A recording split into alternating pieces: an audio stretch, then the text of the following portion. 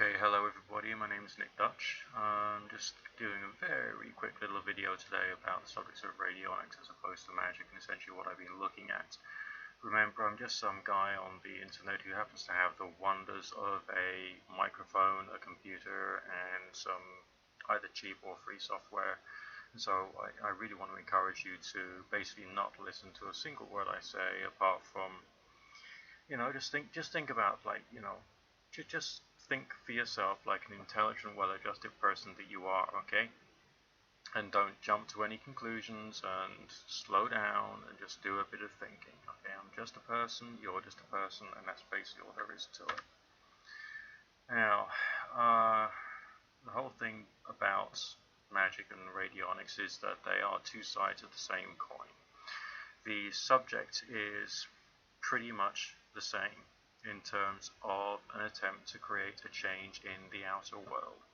Within much magic,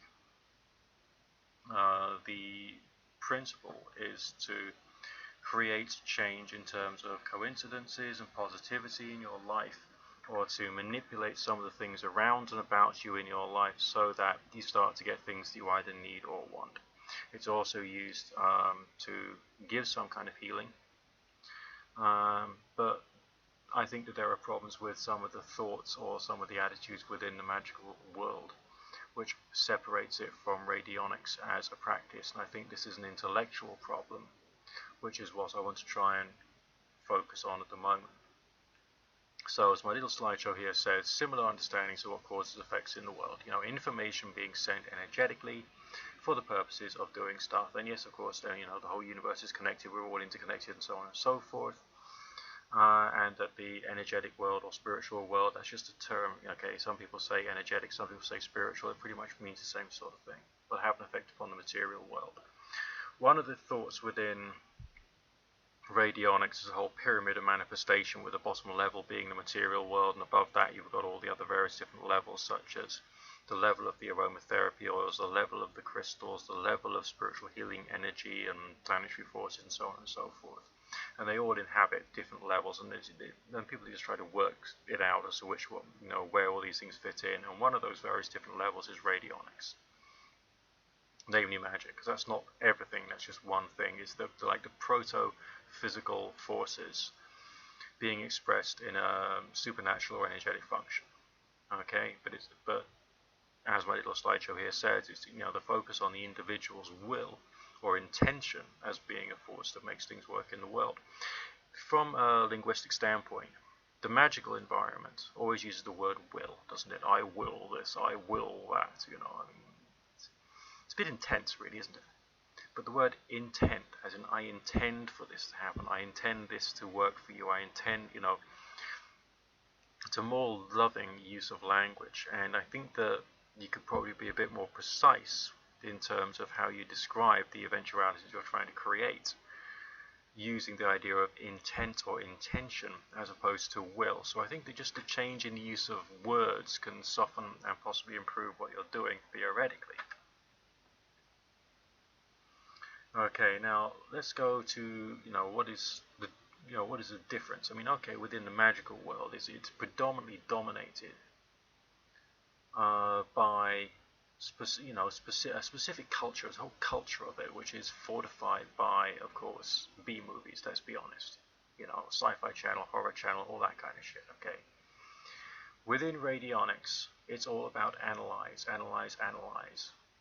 There's this theory of the various different miasms or negative forces, and some of the operations within radionics is about trying to identify what they are and trying to find a way of stopping negative forces happening. So let's say you're doing a work of radionics or magic or whatever you want to call it on a person, and they've got some problems in their life with, addiction. Maybe the addiction is caused by a trauma, so maybe your dowsing would help you to highlight the fact that there's a trauma there, and you want to try and lessen the trauma, so there's one less factor making the person live in their addiction, for instance.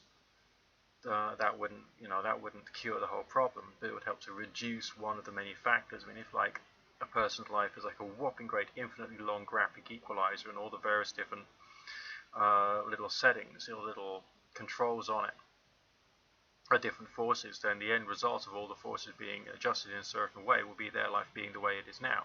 And if you could turn down some of the negative forces and turn up some of the positive forces, that's basically what radionics is really, the thinking is really about, from what I can tell. Okay, and using language such as delete, or reduce, or cut out, or drive away. These words are used in radionics to try and help to bring about this transformation. And the other thing I like about radionics is the fact that the complexity of the understanding is very similar to what I've read from things like Barbara Ann Brennan's books on spiritual healing. Okay, it's very detailed about layers of the aura, layers of causation, the interaction between all the various different forces in the energetic, non-physical body. All these things come into radionic thinking, which you don't get in magic. You just don't do it. It's not there. There's a great lack of intellectualization within magic. Okay? And magic is often dominated by either the creation of the thought form and sending it out, which is the same as radionics, or it's about spirits and entities and all the rest of that, and angels and demons. But that could easily partially be to do with the way in which one individual's mind processes a problem. I mean, I've come across people within the magical world who found someone who had a problem, and they would say, no, you're being attacked by a spirit. But a radionics person would say, no, there is a miasm, or there's a negative energy there which we can work to try and delete using radionics, and that will reduce that force, and therefore that person will be in a slightly more positive state afterwards. So it's less religious, less theological. Of course, there are some people who do use, their religious symbolism and their, all the rest of that within their own radionic practice. But I haven't yet come across someone who's aggressively, try to enforce the idea of, no, it is, as a demon from, some planet or other who's fucking around with you so much that everything's terrible and your life is like down the pan. The language is much less intense. The understanding is much more analytical. The ideas are much more, I would say, empathic, and with an intention to provide healing and benefits to a person. If I find time or I remember, I'll go into that point shortly. Okay, now, this is where I've got a problem. Is magic itself useful? I would say yes. For lots of people like myself, when I first got involved in all this stuff, it was a good training ground for how to direct intention. Okay, it was a good training ground to try and experience things to do with crystals and stones. I mean, I once did meditation with a hematite stone on my chest. So when I went into the meditation deeply, I could physically feel something that felt like a kilogram weight over my heart. It was, that's what hematite does. It grounds the aura with this, with this energy. It does that. Okay, these are real experiences which you can have when you're meditating with stones. So all that time I went through has given me some basic foundational understanding, and going through the various circles and various different groups I've been through has given me some interesting ideas and perspectives. But essentially I've ended up coming to terms with the fact it's the religious state of mind which is the one which enables you to do stuff, which is probably why religious people have seen auras around people's heads and that sort of stuff, and they assume, oh my god, that person's a saint. Well, we've all got the energy around us, so whatever. So, why are most people actually interested in magic? Okay, let's be honest. Okay, most people are interested in magic because they have problems in their life, alright, that they don't think they can solve normally. And that was definitely true for me when I was young. Okay, definitely.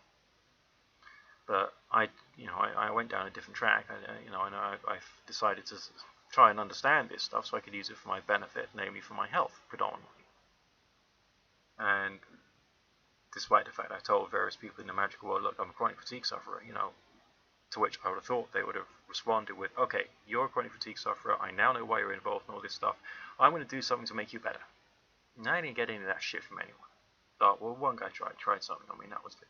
The spiritual healers were very willing to heal, but the magicians weren't. And the witches weren't. And I thought that was rather interesting, actually. And maybe that's to do with the intentionality of magic and religion as opposed to radionics and spiritual healing. You know, these different sides of the same coin. It's all to do with energy work. It's all to do with personal energetic growth. But there is a real genuine. I mean, even Nick Franks said it in his book, 21st Century Radionics. You know, the hidden reward is personal growth and development. Alright, from doing radionics, from doing magic. You don't sort of like blow up your ego and assume I am a great and powerful healer or anything. The real benefit to you personally as someone who's doing it is a certain specific variety of personal development, which in my case I think would come out in the form of questioning and doubting, and asking questions and delving deeper and deeper and deeper. Not because you're so amazing, so wonderful, and you're giving yourself such abuse because you're so fucking spiritual. Yeah. Oh, piss off. Alright, so, you know, but that time of life, those people, okay, they're going through the early stages, and I think that the magical world, the occultic world, is much more about the beginnings of learning about energy work, the beginnings of learning about intention, and building up some kind of like personal experiences upon which you can work. I mean, all the things we deal with like rune stones and magical tools and the rest of that, these are like, you know, this is the starting point. This is the building of your ability to like break down symbols or create new symbols and use them to understand, you know, and build your understanding of what it means to be a human being, and the complexities and like complete craziness of life into something which is poetic. I mean, this is why the study of the English language is so important in school. It's not because you need to understand grammar and syntax. It's because you need to learn how to like read about people, read about your community, read about society through the artistic expression, through the, as it were, radionic code, so to speak, of books, of stories. Okay? That's what it's about. Okay? And maybe like good radionics and good magic is about transforming that knowledge and wisdom in another way, in it through another lot of filters, to do something powerful in the world for yourself and others. Okay. Now, one thing that really bugged me about the magical community, and to be honest still does, is too much of the use of magic to sell religion, whether it's the Solomonic stuff or whatever. I mean, I like some of the videos that's coming out from the Christian Witches channel on Facebook. That really is quite funny, you know. But again, I think there's the same thing there. There's this cult of development mentality based upon symbols and ideas, not thoughts, and breaking down ideas and trying to build things up. And like within the runic, you know, religion, the whole Odin, Thor, and all that, you know, there's a very specific thing of, you know, these are our symbols of our people and so on and so forth. And also the Christians do it as well, of course they do. And so do the Muslims and the Jews and everyone else. But what is the point? Okay? The whole thing about me perceiving myself as a deist means that I can be a part of whatever I want to be, but I can also separate myself from it too. And I can use my brain. And I can be critical. Okay? So, the runestones are like a form of radionic code. They are. Gifu, Feo, Thorn, Ansus, all the rest of that, they're all there, they're symbols. They have a history behind them. You can meditate into them. You can try and pick up and work out what the energy is trying to communicate to you, and then use that within radionic work. You can also use that within your magical work.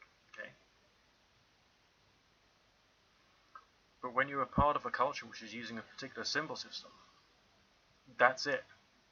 Okay, you are grabbed by them. They have their talons in you. You are controlled by them, and you end up like identifying with them and defending them and stopping free thought beyond that. So they're using the promise of magic, the promise of psychic power, which you can develop outside of those groups and those religions, or by your little self, as their means of controlling you, because there's still this subtle and unspoken promise that what you're looking for, whether it's money, whether it's health, whether it's sex, whether it's property, whether it's whatever, is going to come your way. But only if you do as you're damn well told by somebody else. And these are the people who are talking about personal freedom. And I think that is hilarious. Within like the mindset of being a trans-deist and doing radionics, or learning radionics I should say. I don't have any of that bullshit over my head. None of it. Okay? I'm able to think. I'm able to play with it and learn it by myself. Which I think is awesome. And I can take ideas from like Christianity, Judaism, Islam, paganism, whatever. If I want. And if I don't want to, I can stick to numerical codes. Then just the feeling and the energy and the intention.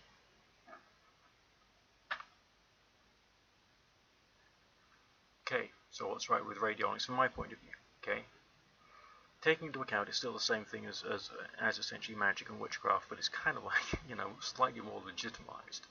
I mean, the Radionics Association is allowed to practice because they've been through some kind of court case from, you know, to the best of my knowledge, which means that they've proven themselves to be scientific. It uses dowsing. It uses essentially wishing machines, right? Okay.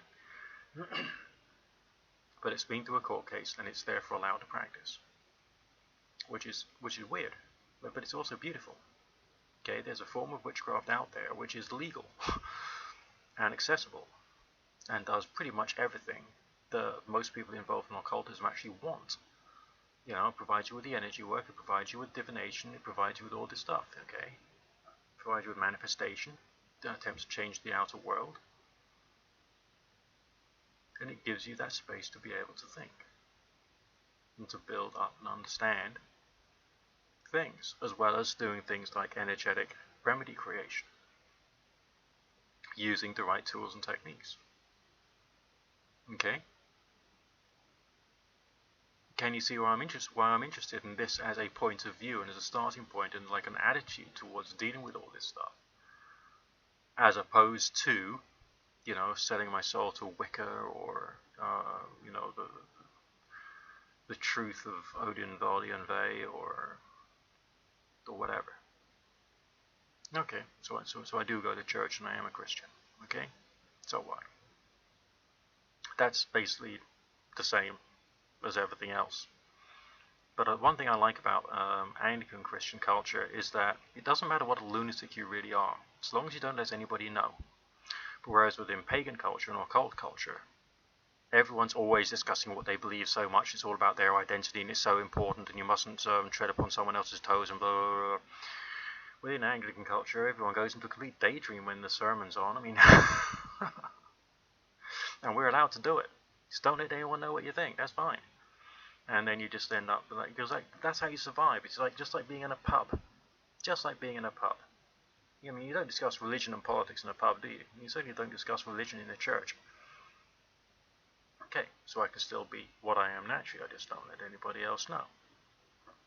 That's it. Alright.